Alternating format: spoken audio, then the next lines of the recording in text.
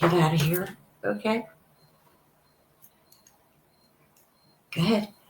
Hi, my name is Rowan. This is my grandma, Beth Hildenbrand. Welcome to Booked Up with Beth. Very good, buddy. Okay. Amazing. Well done. Thank you. Good morning. Welcome to Booked Up with Beth. And thank you, Rowan, for the lovely introduction. That was my grandson, Rowan. And I'm so happy to have him here this weekend. He's going to go get his breakfast now because Grandma's busy this morning and he overslept. So today we have the beautiful Liz Cain with us. And thank you, honey, for coming to the show. And I am going to hand it over to Liz and let her tell us a little bit about herself. Hi, my name's Liz. I'm from the UK. I live in East Yorkshire, which is in the north of England. If you've ever watched Game of Thrones, then where Winterfell is, that's roughly where I'm from. Ooh. And I write urban fantasy.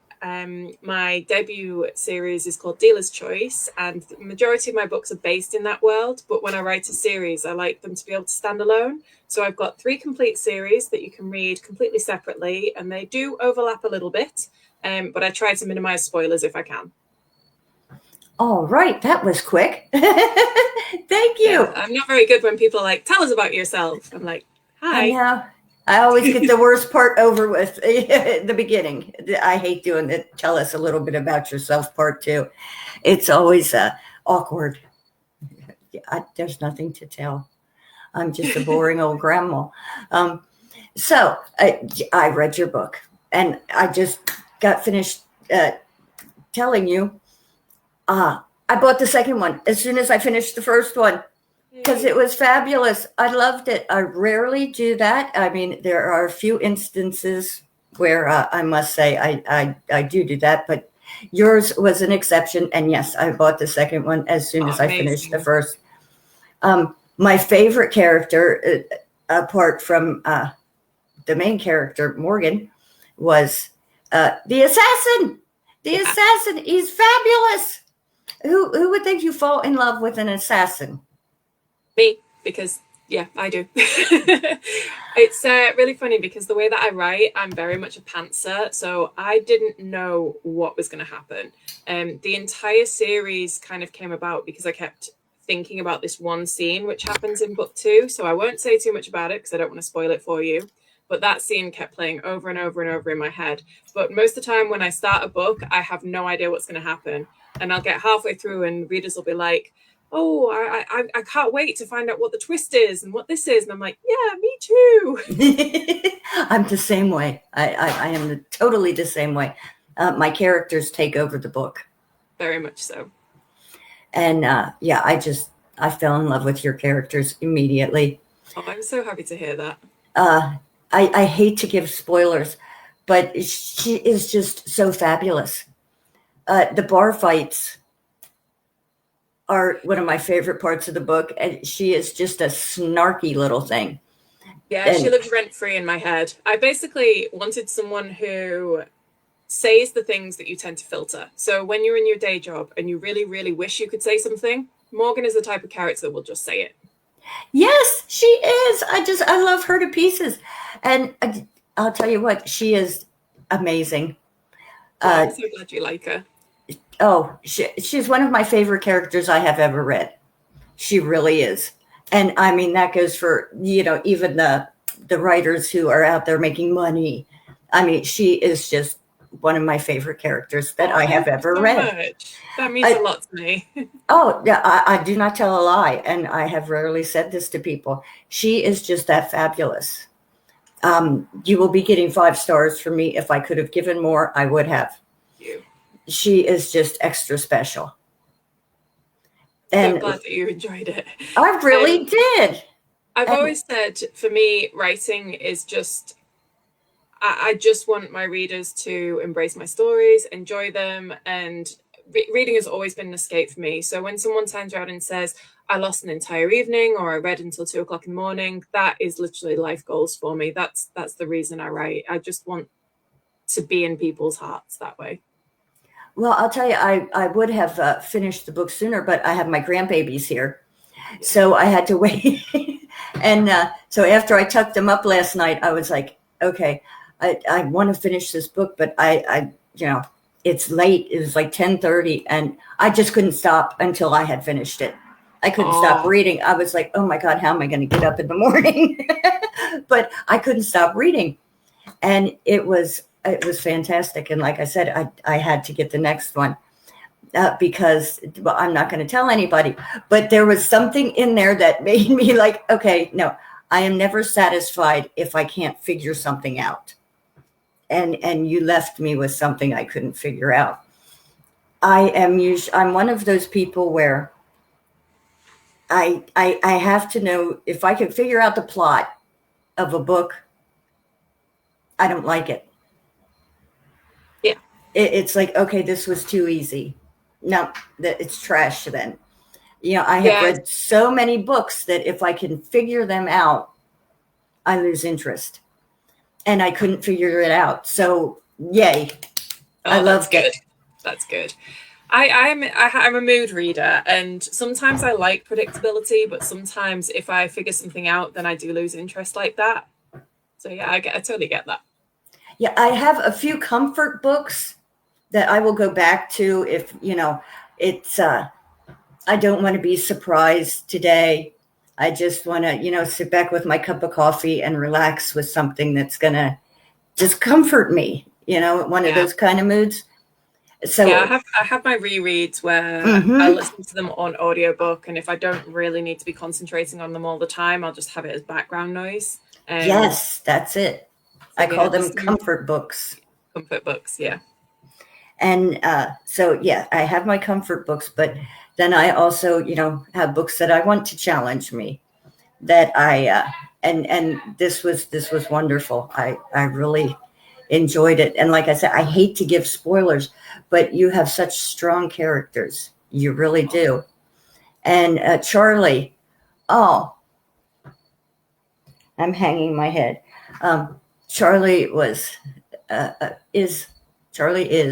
a terrific character. I got to watch myself here. They played off of each other very well.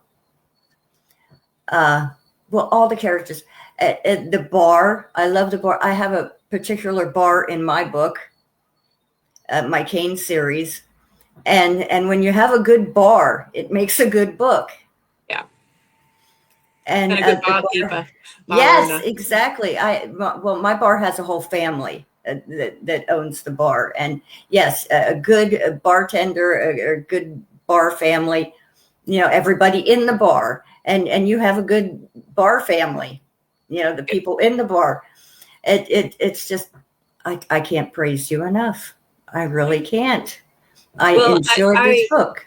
Really enjoy writing found family, and I think that this trope happens a lot in this book, especially like you were talking about the bar. There's the characters that frequent there, and yeah, I love that aspect of it. It's really hard not to say anything without giving spoilers. It is. It's so difficult with this show because I want to express how good a book is to me, and it's hard to do without giving things away. And an angel named Angel. Yeah. Okay, I love that. Yeah, the angel doesn't have an angel, is just Angel. Yeah, there's a reason to that, which you actually find out in my third series, because Angel ends up getting her own series called Starcrossed.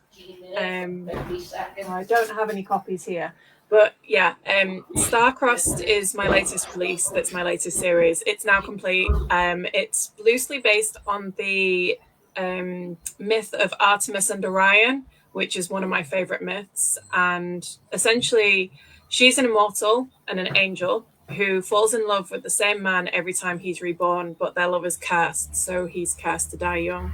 So she loses him over and over and over again. There's something very different about this lifetime. And shortly after everything finishes in the Dealer's Choice series, you find out that Angel's actually due to meet him again. So you get to catch up with the characters from the Dealer's Choice series without giving away too many spoilers, I hope. I've tried to be very good with spoilers with that. So you can read Starcrossed first if you want to, but if you want to read them in the chronological order, I do have a graphic somewhere, which I can dig out. where you can read across 3 different series in the right order. But yeah, you get to catch up with Angel, Macy, and Morgan in Starcross series, and their characters develop quite a bit in there as well. Oh! I'm gonna have to do that. But I have to finish the series first. Yeah, finish Dealer's Choice first. Yeah, I'm just totally loving this. It's wow. And is it Hadrian? Hadrian, yeah. Yes. Oh, so this is another great character. Well. So his name is Hadrian, except I'm from Yorkshire, so we don't pronounce H's, so I call him Adrian. Okay, American. Yeah. That's like herbs. We're herbs. Yeah, herbs. Yeah. Do you do herbs or how do you say it? I probably say herb. Yeah, and we say herb. Yeah. Sometimes when I do a lot of English people on the show, and sometimes things just. Oh, you can travel 20 minutes down the road from where I live, and the accent and the dialect and different slang words will be completely different. We don't even understand each other. Yeah, I know. Like you'll say rubbish bin, and we say trash can. Yeah, some things are just totally bizarre to me. Hadrian actually in this instance was inspired by Hadrian's Wall. So that is from Latin because that was built by the Romans in the UK. Oh, we have all kinds of people stopping in. Hi, honey. Hi. I'm so glad you're here. Wonderful book. I can't think of the name. I am just totally brain freezing this morning. It's having the babies here. Dealer's Choice. No. Oh, yes, Dealer's Choice. No, my friend. I can't even say your name. Damien. Oh, Damien. Wrote a wonderful book. Dracula. I am just totally freezing my brain this morning. And he was just featured in Dark Fantasy books this week. So everybody check him out. He's fabulous. And Vera is here. We have so many people here this morning. Hi, everybody. I am so bad. That's me, Sons of Dracula. Yes, there we go. Sorry, sweetie. I am having the brain freeze this morning. I was up all night reading and I have menopause. Thank you, Josephine. That's what it is. It's menopause. Let's blame everything on menopause instead of just, me being mine's baby brain woman. At the moment. I have a 3-month-old baby, so I am just all over the place at the moment. So hormones. Bless you, honey. It's been there 5 times. I have 5 sons. And now I have grandbabies everywhere. Midlife crisis. Grandbabies coming down. Midlife crisis. I'm going to have one of those someday. I missed mine.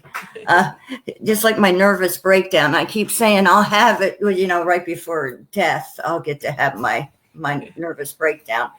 Mine was, I didn't have time. I was too busy raising kids and grandbabies. Menopause sounds so yucky. Yes, it does. I don't want the hot flashes. How many books have you published, honey? So I started publishing in June last year. So there's the 3 in the Dealer's Choice series. There's 4 in Portals of Science and Magic. And there's 3 in the Starcross series. And I've also released a couple of really short novellas, Dealer's Halloween and Dealer's Will, which are kind of bonus stories around the Dealer's Choice series. And small, cozy small town, which is part of another, a collaboration series. So each book in the series is written by a different author, and we've all stuck to our own genre. So if you like dark romance or spicy or why choose, then there's all different types in there. Mine is kind of like the cozy urban fantasy style, called Charisma and Charm. So that's a little book. So yeah, I spent a lot of 2023 writing, and a lot of 2024 releasing what I wrote in 2023. And now I'm currently working on a series called Shadow Witch, which Ooh. I have a free story that's been on my website for about 4 years, and everyone's been begging me to write the series, and I'm finally writing it now. So I'm hoping to release that next month. How are you finding it with the baby? A challenge. My husband has thankfully been getting a bit more involved this week and allowing me a lot more time to write, which has been great. He's looking after her at the moment. I did do a live event yesterday and she was not having it. So she did crash the live and sat with me for some of that. So that was fun. But yeah, she's an absolute angel, our little miracle, really. I'm not working at the moment, so I go back to work next May. So I thought, I'll have plenty of time. My naivety. But yeah, I'm on track to finish it, which is always good. And What's her name? Amelia. Oh, that's so precious. I love that. I never got a girl, so I have some granddaughters. She's the only girl in the grandchildren. All the littlies are all boys, so she's the first girl, which is really nice. And my mum was over the moon when we said it was a girl, because she was absolutely desperate for a girl in the family. I kept hoping every time, a girl. After 3 boys, I gave up on the hoping for a girl. And from what I hear, boys are much easier. So maybe I lucked out there. I think it's the teenage years. Not looking forward to those. That's Again, what I hormones. hear. Yes, the hormone. Okay, we need it. Okay. Josephine says you wear many hats other than being a mom. So what do you do when you're working? I'm a nuclear medicine physicist, so I work in the NHS. Wow. I treat cancer patients and do a lot of scanning. My job is mainly to work in radiation protection, risk assessments, making sure that everything is safe and making sure that the equipment is working. So I do actually treat patients, which is using some radioactive sources called radium, iodine-131, mostly. So yeah, it's a very interesting job. Oh, so writing must be like an escape for you in a way. Very much so. In an ideal world, that's what I'd be doing full time. I've been working in the NHS nearly 18 years, which I think's enough.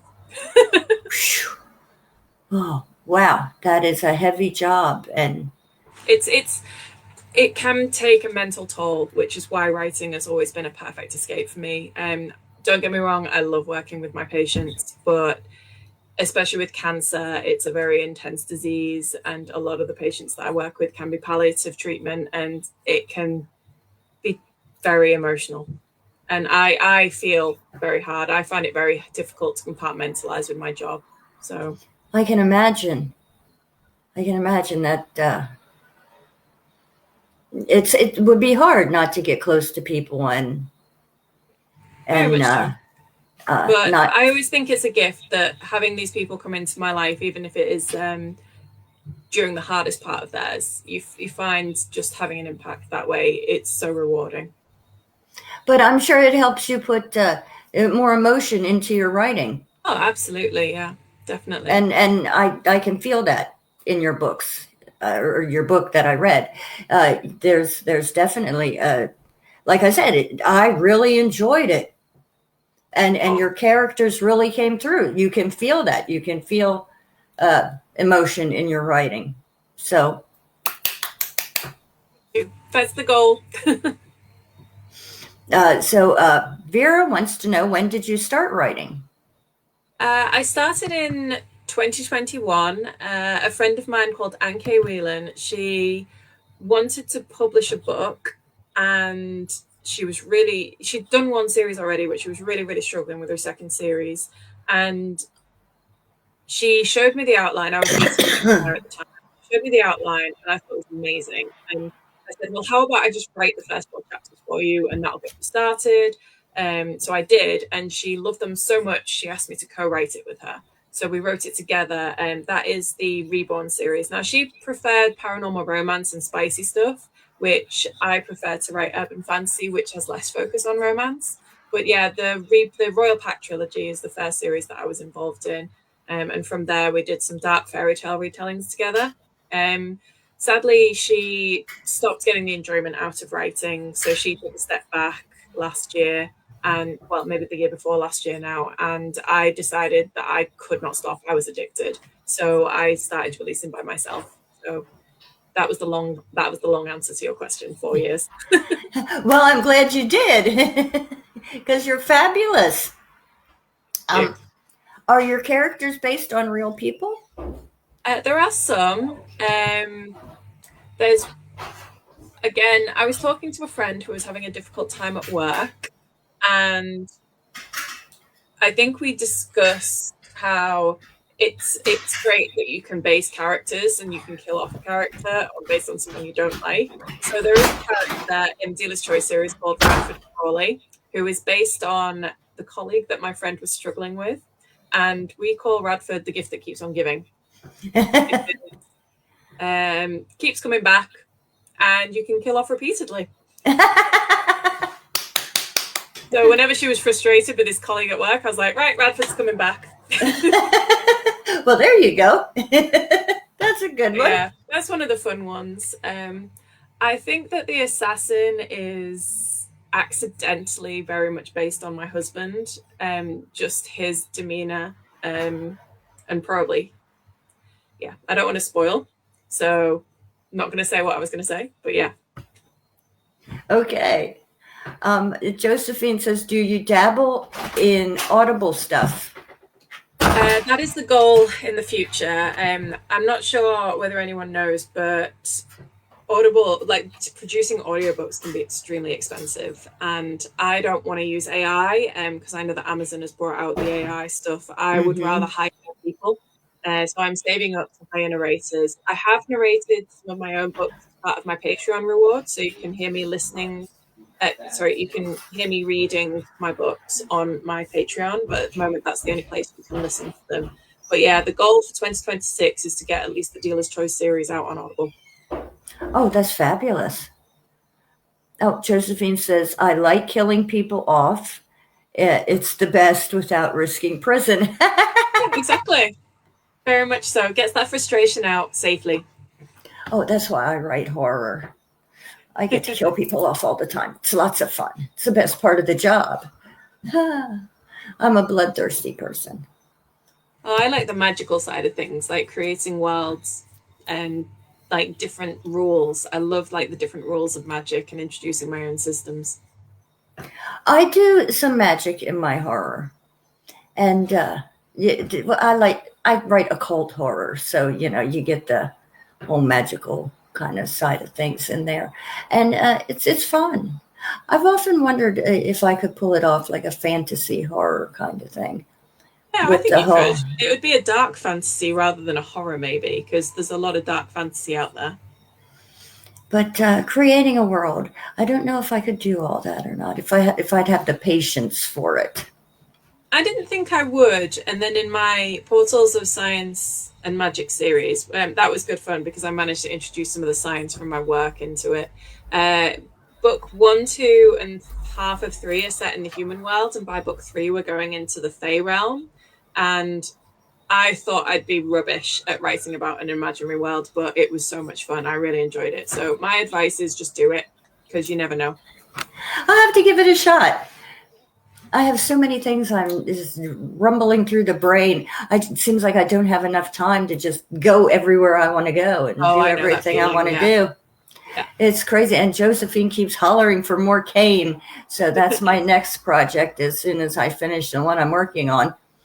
Her and Nina just love Cain. So I've already started. I just got to take off with it and see where Cain decides to go on his next adventure. Oh, absolutely. And Josephine says, I like magic, mystery, and of course, the romance and smut. Woo! And the empathy from the pain or the empiric way of physics is the engine of writing. That's true. That's very true. Yeah, Cain, need more. Yes. I'm getting there. I'm getting there. You will have the last hex by the end of the week, Josephine, and then it will be all Cain. All Cain. Yes, I will be finished editing by the end of the week, and then Josephine gets the book, and she can write me a blurb, and we can get it out, and Cain. Yay! I'm looking forward to Cain, actually. Cain was my first baby.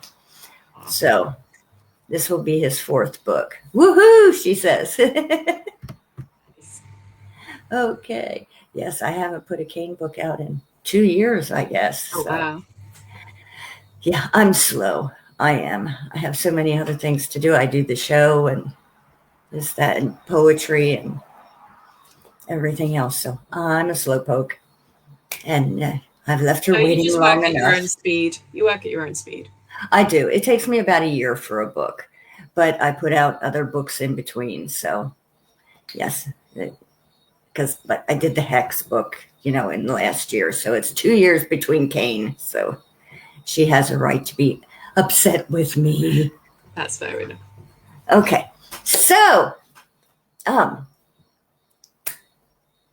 you said your next project is Shadow Witch. Yes. Like I said, there is, if people want to go to my website, www.lizkaneauthor.com, there is a free book section. I'm planning on adding more to that because at the moment there's only 2 books on there, but updating my website kind of falls by the wayside sometimes.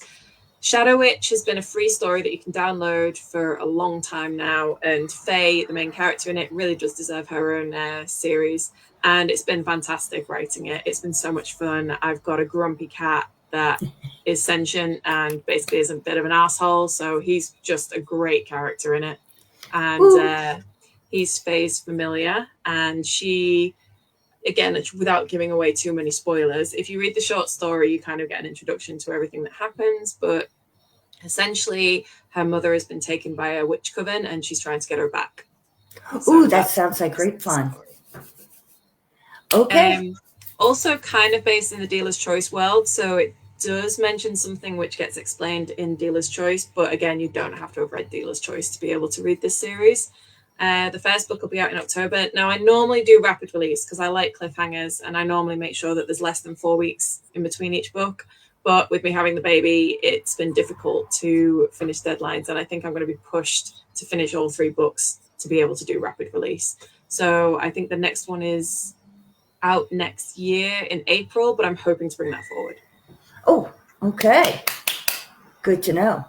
So everyone, I'm going to have to wrap this up. I think our first books and if I mention just one more thing. Yes, so please. This arrived today, and I'm very excited to show you all it, because this is the proof for what I would like to do for a Kickstarter. So this is my Portals of Science and Magic series as an omnibus. And that's beautiful. This is going to be a Kickstarter that I'm working on. I'm hoping to launch before the end of the year. And I just had the proof today, so I'm really, really happy with it, and kind of just wanted to show it off. So, yes, thank you for sharing that with us. That's gorgeous. That's an exclusive. No one else has seen that yet. Yay us! Right here on the show. Woo woo! I love when we get special treats. Yay! Thank you so much for sharing that with us. That is so beautiful. I know, it's turned out so well. I'm really, really pleased with it. Ooh, when that comes out, you have to let me know, please. I will do. Yes, absolutely. Yes, okay. I have no idea what our next show is because I goofed up my calendar and Nina has to fill me in. So I'm just a hot mess. I'll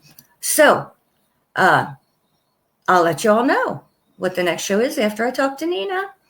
And thank you so much, Liz, for being on. That's okay. Thank you so much for having me. It's been an absolute pleasure. Oh, absolutely. And when you have your next release or something big comes up, you just let me know and we will have you back on the show because you are lovely. That'd be awesome. So I want everybody to have a beautiful Sunday. And Liz, if you will hang on for just a moment or two after we say goodbye. So everybody have a beautiful Sunday and love you. Bye-bye. Bye.